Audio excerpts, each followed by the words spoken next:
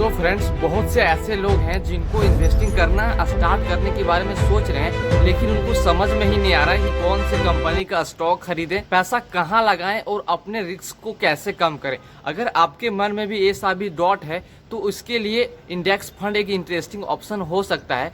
तो आज की इस वीडियो में हम सिंपल लैंग्वेज में समझेंगे कि इंडेक्स फंड क्या होता है, ये कैसे काम करता है, इसमें इन्वेस्ट कैसे करते हैं और इसके क्या लाभ और हानि है, मतलब क्या इसमें एडवांटेज है और क्या रिस्क है। तो सभी को बारीकी से स्टेप बाय स्टेप समझेंगे, तो वीडियो को पूरा एंड तक देखना। अगर आप बिगिनर हो तो आपके लिए वीडियो बहुत ज़्यादा खास होने वाला है, तो वीडियो को पूरा एंड तक देखना। चलिए वीडियो को करते हैं स्टार्ट। सो दोस्तों, सबसे पहले समझते हैं कि इंडेक्स फंड क्या होता है। देखो, अगर सबसे पहले एग्जाम्पल से समझते हैं, मान लो एक स्टॉक में बहुत सारी कंपनियां होती है और हर एक कंपनियां की अलग अलग स्टॉक होती है।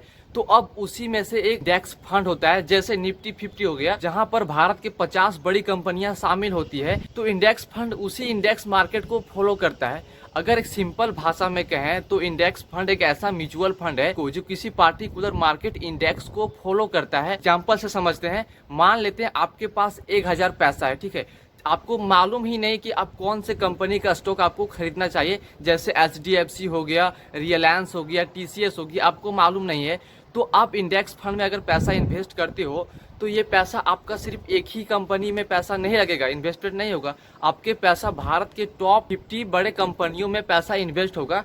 तो इसी को कहते हैं इंडेक्स फंड, आने की इसमें आपका रिस्क कम होता है। इसमें फायदा क्या है, आप एक ही इन्वेस्टमेंट से कई सारे कंपनियों का खुलासा आपको मिल सकता है। तो आपको समझ में आ गया कि इंडेक्स फंड क्या होता है। इसीलिए बहुत सारे लोग बोलते हैं कि अगर आप बिगिनर हो तो आपके लिए इंडेक्स फंड बेस्ट है, इसमें रिस्क बहुत कम होता है। तो आपको ये समझ में आ गया। अब बात करते हैं कि इंडेक्स फंड कैसे काम करता है। देखो, जनरली इंडेक्स फंड को मैनेज करने के लिए एक फंड मैनेजर अलग से होता है कंपनी के थ्रू।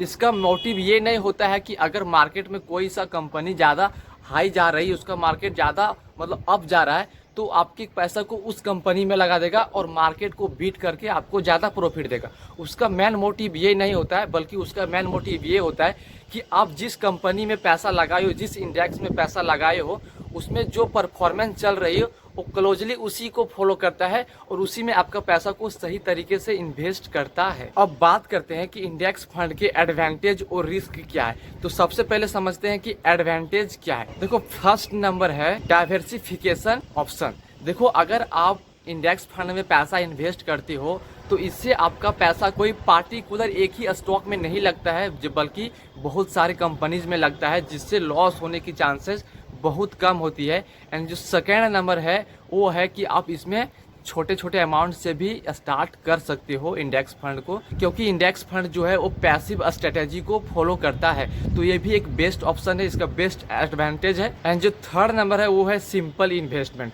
देखो, इसमें आपको इन्वेस्टमेंट करने के लिए बहुत सारे लैंडी की जरूरत नहीं है। इसमें आपको सिर्फ पैसा देना है, उसके लिए एक अलग से फंड मैनेजर बैठा हुआ है जो आपके पैसे को सही से इन्वेस्ट करता है।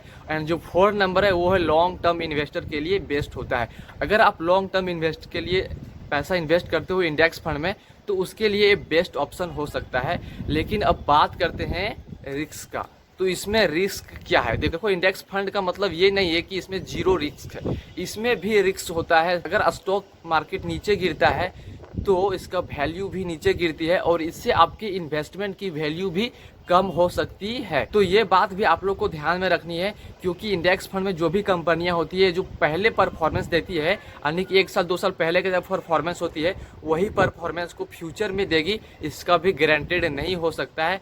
हो सकता है जो पिछले साल दिया है परफॉर्मेंस अगले साल नहीं दे, ये इसका गारंटेड नहीं होता है। तो आपको समझ में आ गया कि इसका एडवांटेज क्या है और इसका रिस्क क्या है। अब समझते हैं कि इंडेक्स फंड और SIP में क्या डिफरेंस है। देखो, अगर सिंपल भाषा में कहें तो जो इंडेक्स फंड होता है वो इन्वेस्टमेंट करने का प्रोडक्ट होता है, यानी कि इन्वेस्टमेंट प्रोडक्ट होता है।